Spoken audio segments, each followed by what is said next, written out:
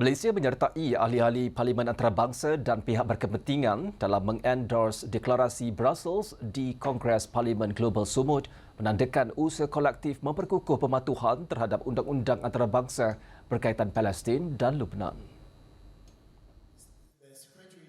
Deklarasi tersebut menegaskan bahawa undang-undang antarabangsa mesti dilaksanakan secara konsisten dan berlandaskan niat baik dengan menekankan bahawa tanggungjawab bukan sekadar pengiktirafan tetapi turut merangkumi tindakan konkret dalam melindungi penduduk terjejas serta memulihkan maruah dan hak penentuan nasib sendiri.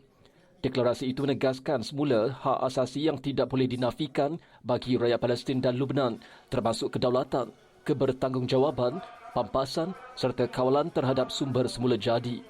Deklarasi itu turut menyeru kepada kebertanggungjawaban melalui mekanisme antarabangsa serta menekankan keperluan segera untuk memulihkan keadaan yang diperlukan bagi kedaulatan ekonomi, termasuk sumber tanah, air, pertanian dan tenaga. Satu komponen penting dalam deklarasi itu ialah gesaan untuk mewujudkan koridor kemanusiaan maritim ke Gaza bagi memastikan penghantaran barangan keperluan dapat disalurkan apabila akses darat disekat.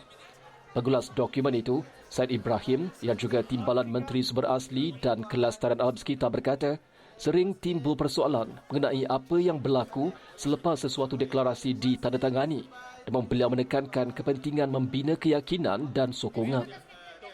Jadi kita tak mau deklarasi itu tinggal hanya deklarasi. Kita akan lihat secara terperinci apakah yang kita boleh laksanakan di peringkat negara ataupun di peringkat rantau.